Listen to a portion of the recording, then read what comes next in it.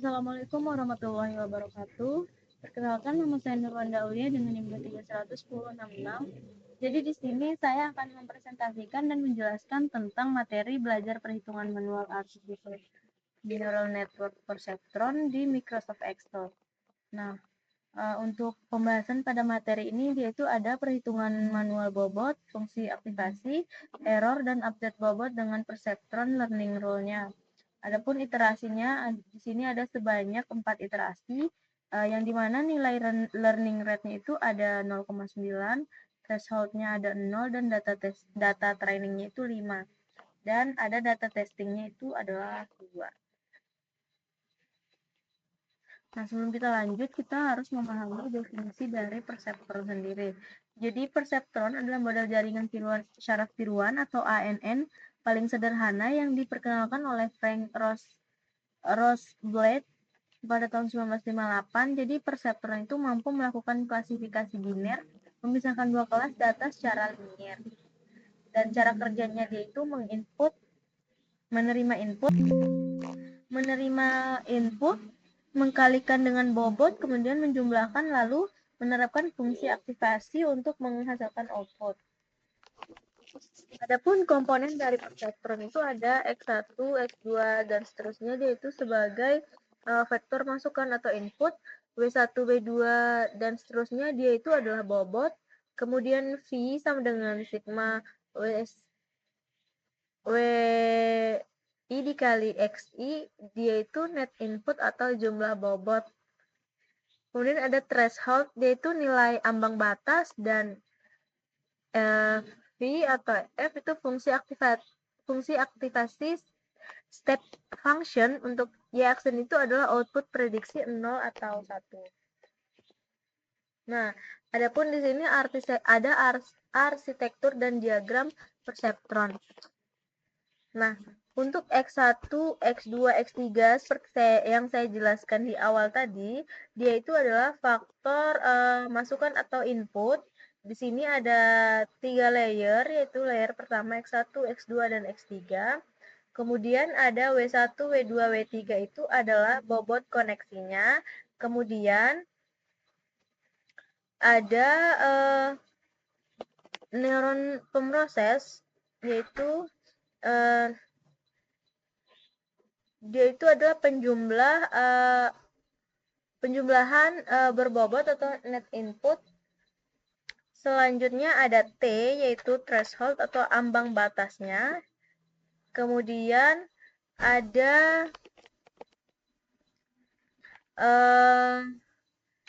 Y, sinyal keluaran. Nah, dalam tugas ini tuh ada 2 input, yaitu X1, X2, 1 neuron output. Kemudian nilai untuk rumusnya itu V sama dengan W1 dikali X1 ditambah W2 dikali X2, maka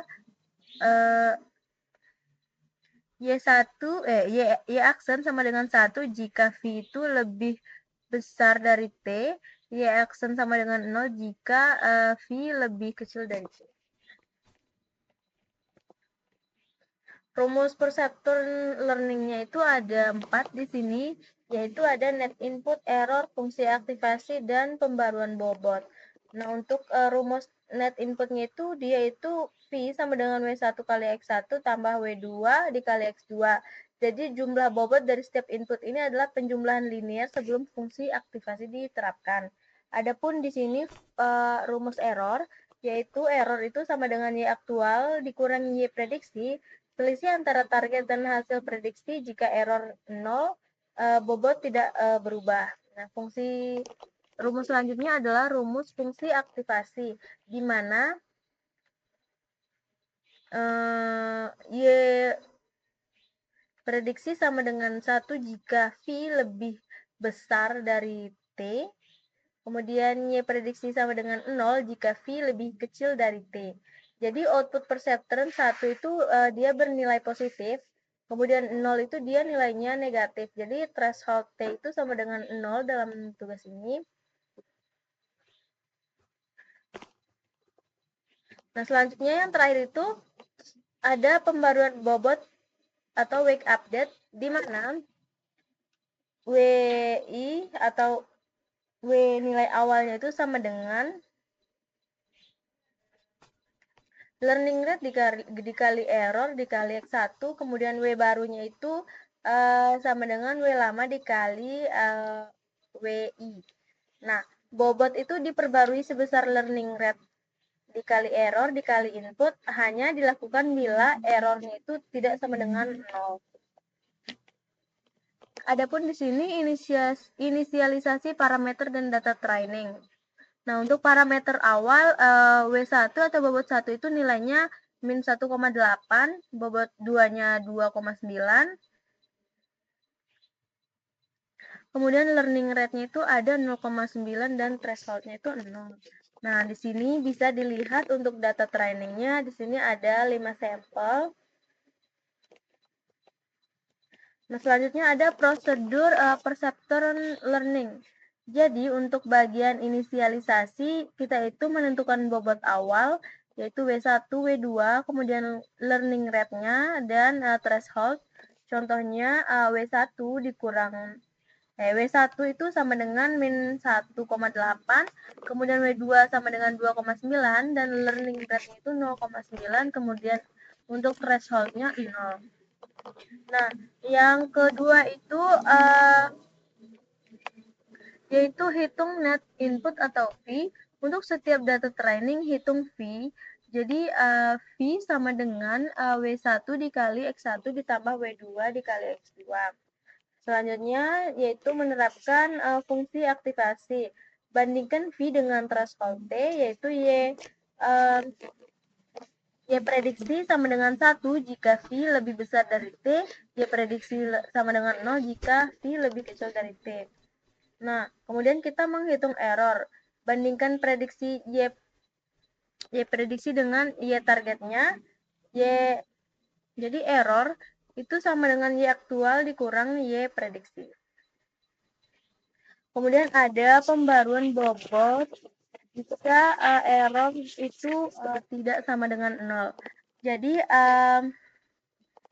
W1-nya sama dengan learning rate dikali X1 dikali learning rate dikali error dikali X1. Jadi W barunya itu W1 barunya itu sama dengan W1 lama dikali W1.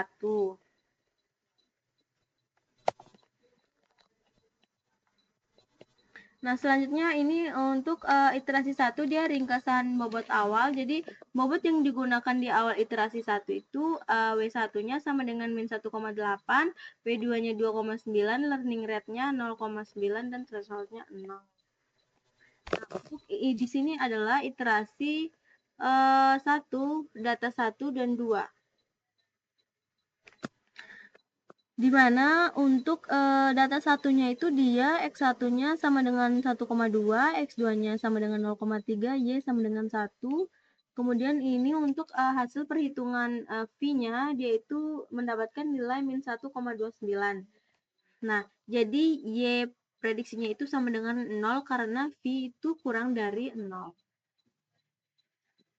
Untuk errornya dia itu nilainya 1. Selanjutnya untuk data 2, X1-nya itu 0,8, X2 0,6, Y-nya itu sama dengan 1. Nah, nilai V yang dia dapat itu adalah 1,326. Nah, Y prediksi yang dia dapat adalah 1 karena V lebih besar sama dengan 0. Lebih besar sama dengan 0, kemudian errornya itu 0.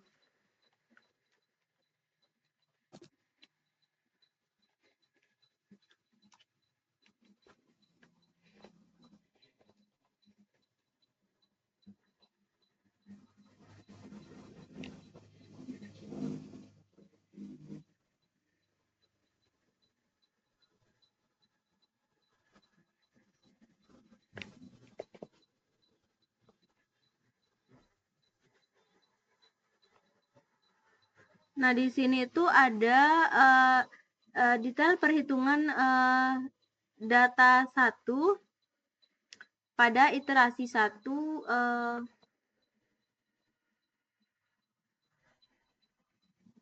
Nah, jadi yang pertama itu input data. X1 itu nilainya 1,2, X2 0,3, ya targetnya 1. Bobot saat ini itu W1-nya sama dengan min 1,8, W2-nya sama dengan 2,9.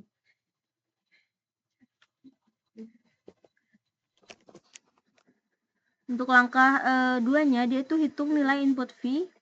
Jadi nilai input V, rumusnya itu W1 kali X1 ditambah W2 dikali X2. Nah, hasil yang didapat itu adalah min 1,29. Yang terakhir, yang ketiga, dia itu fungsi aktivasi. Jadi V-nya itu kan sama dengan min 1,29. Jadi kurang dari 0. Jadi Y prediksinya nilainya itu 0. Kemudian untuk rumus menghitung error, yaitu Y aktualnya dikurangi Y prediksi. Berarti 1 dikurang 0 sama dengan 1. Nah, yang terakhir itu adalah mengupdate bobot. Nilai yang didapat setelah bobotnya diupdate adalah 3,17.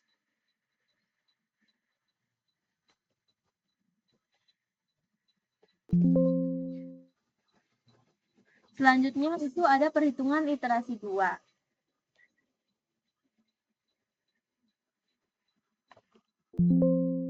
Nah, untuk bobot awal yang digunakan di awal iterasi 2 itu W1-nya bernilai min 1,53, W2 W2 sama dengan 0,92, learning rate-nya 0,9 dan threshold-nya juga masih 0.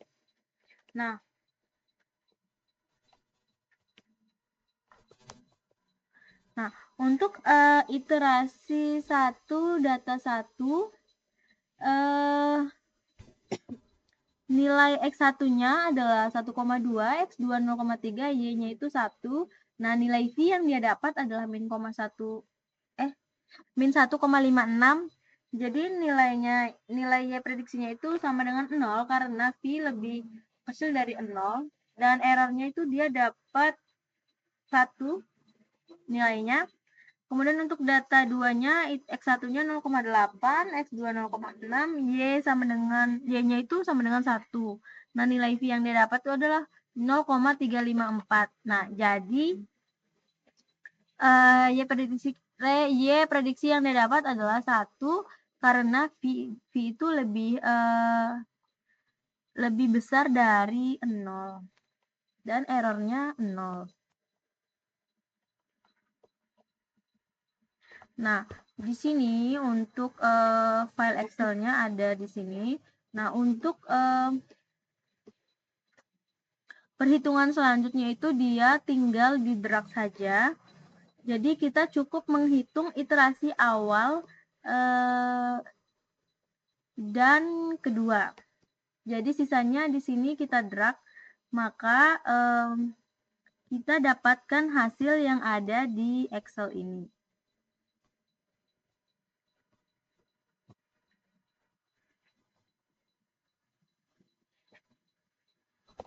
Kemudian kita lanjut saja.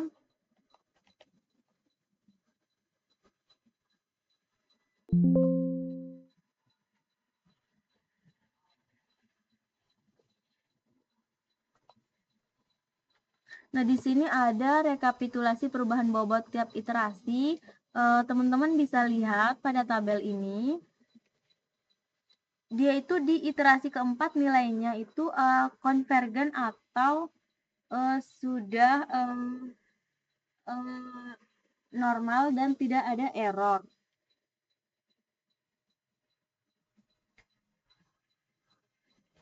Selanjutnya ada prediksi data testing. Jadi di sini kita ada menghitung data testing yang dimana X1-nya itu 0,7, X2-nya 0,6, dan nilai X1-nya ada juga 1 dan 0,8 untuk X2-nya. Nah, di sini itu dia ada prediksi data testingnya menggunakan bobot final. Jadi setelah dikonvergen W1 sama dengan 0,54, W2 min 0,25 dan thresholdnya 0. Jadi untuk data testing 1 didapat nilai akhirnya atau nilai finalnya itu adalah hasilnya 1. Jadi dia positif. Nilai J prediksi yang kedua juga untuk data testing yang kedua juga didapat nilainya 1. Jadi kedua data testing ini diprediksi sebagai kelas positif, Y prediksi sama dengan 1. Nah, untuk kesimpulannya, jadi perseptron berhasil belajar, model perseptron berhasil mengklasifikasikan semua data training dengan benar setelah 4 iterasi. Kemudian bobot final itu ditemukan, bobot final yang ditemukan adalah W1 sama dengan 0,54 dan W2 sama dengan min 0,25. Mulai dari W1 sama dengan min 1,8 dan W2-nya itu 2,9. Kemudian untuk proses update bobot, jadi total terjadi 8 kali perubahan bobot, 3 kali di iterasi, 1,3 kali di iterasi, 2,2 kali di iterasi. Ya, seperti itu.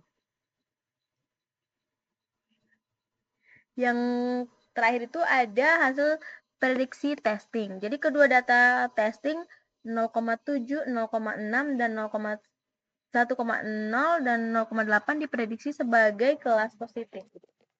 Mungkin itu saja untuk video penjelasan saya. Mohon maaf